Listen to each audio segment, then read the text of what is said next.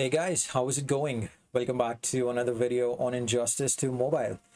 Alright guys, so in this video, I'm going to talk about a topic that a lot of people ask questions on, that how to do more damage in solo raids, or how to increase your damage numbers, or how to increase your damage in solo raids. So now guys, solo raids is one of the most important game modes in Injustice to Mobile, and I think you should know how to do more damage in it.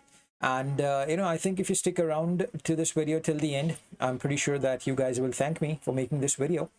All right, guys. So before we proceed into that, I just wanted to let you know that if you are new to the channel and if you are watching this video for the first time, I would like to ask you to please subscribe to the channel and click on the bell notification for further updates on videos just like this. All right, guys. So the first thing that comes into your mind when you are playing any solo raids is that who your opponent is going to be, or how exactly are you going to fight this particular opponent. And for that, to make sure that you do or fight your opponents exactly and defeat them, you need to know your opponents first. So the first thing that you do is to go and read the modifiers that the opponents are having. So modifiers are the passive abilities of the opponents, and it's equally important to go and read the modifiers as they are to selecting your characters. you know and if you basically are fighting an opponent that is immune to DOT with an LOA team, it's not going to work out. And if you're fighting a opponent who is immune to hazard damage, and you're using Batum in the round, it's not going to work out, guys, because she won't do any damage. And at the end, if you're fighting a opponent which is disabling a special 3, and if you're using King of Atlantis Aquaman over there, he's just not going to work out, because he won't do any single damage with a special 3. So that is why, guys, it is very important for you to read the modifiers first and then pick a fight with your opponent, whether it's any solo raids, guys. What happens is, most of the time when the solo raid is new, people tend to just go and fight the opponent because the health is very less. And at times, that if they come across any opponent like EPI in on ice, or if they come against opponents like Sub-Zero, they might face issues, because they just don't know what they are going into. You should always be prepared, you should always be ready, by reading the modifiers. That is the first tip that you should always and always follow. All right, guys, now moving on to the next tip is to build at least 3 characters, which will include damage dealers and support characters. And I'm not talking about putting all the 3 damage dealers in the same freaking team. That's insanely stupid. You need to have, when you are in the normal mode, probably you will just need 1 damage dealer and 1 team that does huge damage, like King of Atlantis Aquaman, and you'll be good to go. Because you just get, you can play with all the pips can be played with just 1 team, in the normal mode. But what about when you go to the higher heroic modes, like Heroic 1, Heroic 2? At that point, initially you would at least need 3 teams, but after that you will need at least 6 teams, because there are going to be 6 pips, as you can see on your screens. You initially you would need 3 teams, and then if you start to progress further, you will need 6 teams.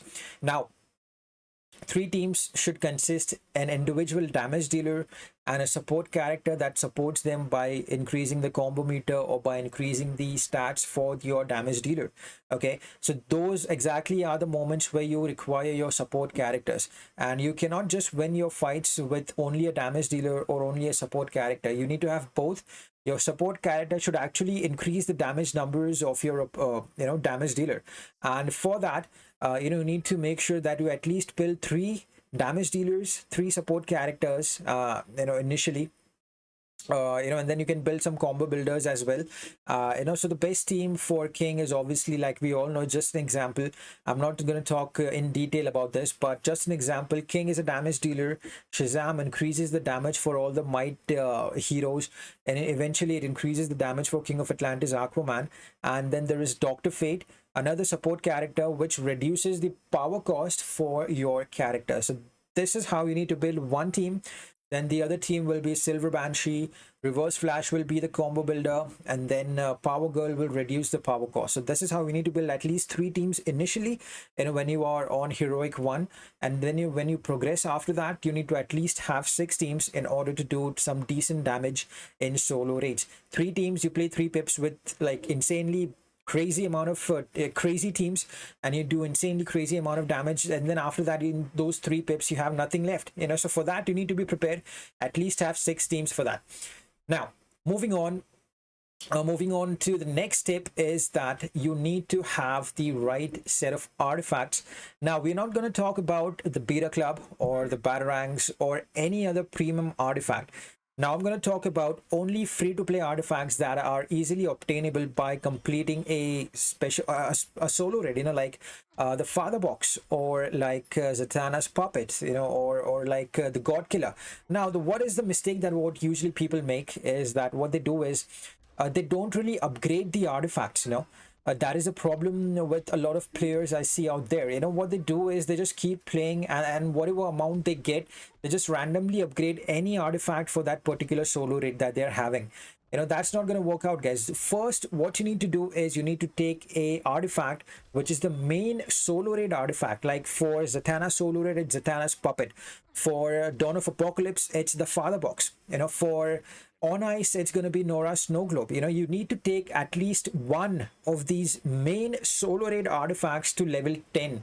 Okay, now if you have 2 Nora Snow Globes, or if you have 2 Father Boxes, you cannot randomly upgrade any of the artifacts, because just because you have enough resources at that point.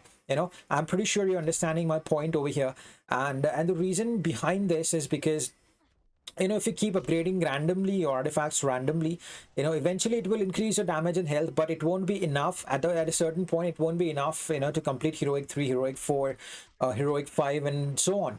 So make sure that you get all the solo raid artifacts, the free ones, and then make sure that you take one free artifact and upgrade it to from level 1 to level 10 directly. Okay, do not upgrade 2 Nora Snow Globes simultaneously or 2 Father Boxes simultaneously. It's just not going to make any sense, because they're not going to give you enough damage or health. And just make sure that you upgrade that, and then after that, you need to make sure that what artifacts that you're using is actually going to be applicable in that particular fight against that particular opponent that you're fighting with.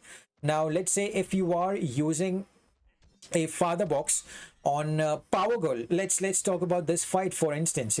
If you are having one Father Box and you are not using it on a damage dealer, or if you're using it on a support character, it's just not going to make any sense. Now, in this scenario, a Father Box is one of those rare artifacts that will only increase the health and the damage for the character that is wearing it.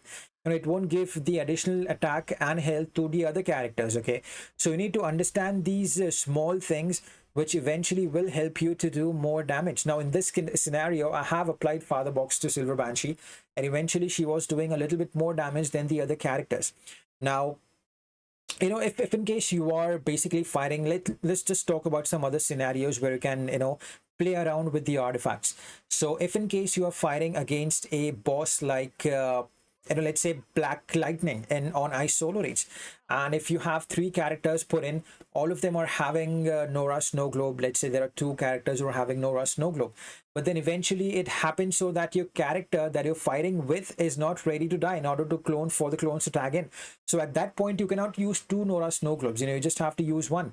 So you need to play around with your artifact, and the most important thing is just take one artifact for that particular solo raid, the main one, and then upgrade it from level 1 to level 10, and eventually you will see the damage difference yourself. You cannot upgrade any artifacts randomly just because you have it.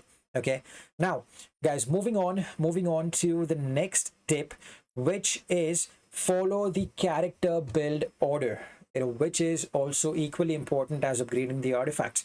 Now, what does this mean, follow the character build order? Now, let's say if you are a beginner and if you already have King of Atlantis Aquaman, okay, so what will be the next character that you build? Okay, you cannot go for a legendary character right away, in the beginning or in the middle, as an intermediate player. What you need to do is you need to follow a right build order for your characters. You need to unlock the characters in the certain order. After you unlock King of Atlantis Aquaman, you have a damage dealer. I'm pretty sure you will get Shazam from the arena, so there is nothing to talk about over there. But the second damage dealer should be Silver Banshee. The third damage dealer should be around like someone like the Justice League team or the Batman Ninja team or the LOA team. Now, it's not that difficult to get the gears for these teams because you basically have a chest for them. So eventually it turns out that they are easily obtained, and you just cannot build any random character. Or you need to if you like Hellboy, that doesn't mean that you're going to build Hellboy first. That's not how this game works. It doesn't matter which character you build until and unless they are a damage dealer, which will help you to do more damage. And if you do that, if you start building Hellboy and characters like Green Lanterns and Black Canaries just because you like them, it's not going to work out. So the first character is obviously King of Atlantis, Aquaman. The second one should be Silver Banshee. Silver Banshee is a really, really good damage dealer in solo raids, in any league raids as well. Second character, Silver Banshee. And then the third one should be either Last Laugh the Joker or Heartbreaker Harley Quinn. Then you can go for the Batman Ninja team. And then you can go for the Justice League team as well. Multiverse Armored Supergirl is a bit difficult to obtain, but I think you can get the shards and the character itself from the Winters. I think there is a I'm sorry, there is a chest, where there is, I think, Captain Cold and something like that.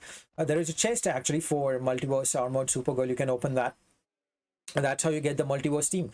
So in order to do more damage, you need to have the right set of characters. You just cannot start building anything and expect that you will, out of a sudden, you will do some damage just because you like this character. All right, guys, so now moving on to the fifth and the final point is to improve your fighting skills. Now, fighting skills is going to be those things that will help you to survive in the match, during these 3 minutes. If you don't know how to combo interrupt, or if you don't know how to tag in properly, or if you still don't know what a ghost tap is, then I'm sorry guys, you just won't do enough damage. You need to learn this advanced fighting skills, which includes combo interruption, ghost tap. Tag-ins, there are a few ways to tagging in, using a ghost tap and by blocking and then tagging in. So you need to make sure that you learn these skills. If you are a player who is like, no man, I'm not just gonna be, I just don't have time to learn these skills, I'll just do whatever I can. So eventually you won't end up doing decent amount of damage and killing these big bosses and sub bosses along with the characters, along with the artifacts. But even after knowing your opponent, if you just don't know how to do these things in the match, then I think you just will end up dying pretty soon, and you won't be able to do any sort of damage. So what you need to learn is, you need to learn what a ghost tap is. I've already made guides on these topics. If you want, you can just check it out in my channel, and I'm sure that you will find it relevant for you. Now, you need to learn what a ghost tap is. You need to learn how to do combo interruptions. You need to learn how to do tag-ins. You need to learn the right moments when you need to tag in and the right moments when you need to do a special attack. And if you don't know this, then God bless you. If you know this, then I'm pretty sure that you are already, a pro player. So these are the few things. These are the 5 things that I think will help you to increase your damage in solo raids. All right, guys. So if you have any questions, any doubts about these things that I just talked about, please let me know in the comments, and I'll be more than happy to answer them to you. All right, guys. So I guess that is it for today's video. If you guys enjoyed it, give it a like, and let's meet again in the next video. Until then, guys, you have a great day. Take care of yourselves. Be blessed and stay safe. Have a good one, guys. Bye-bye.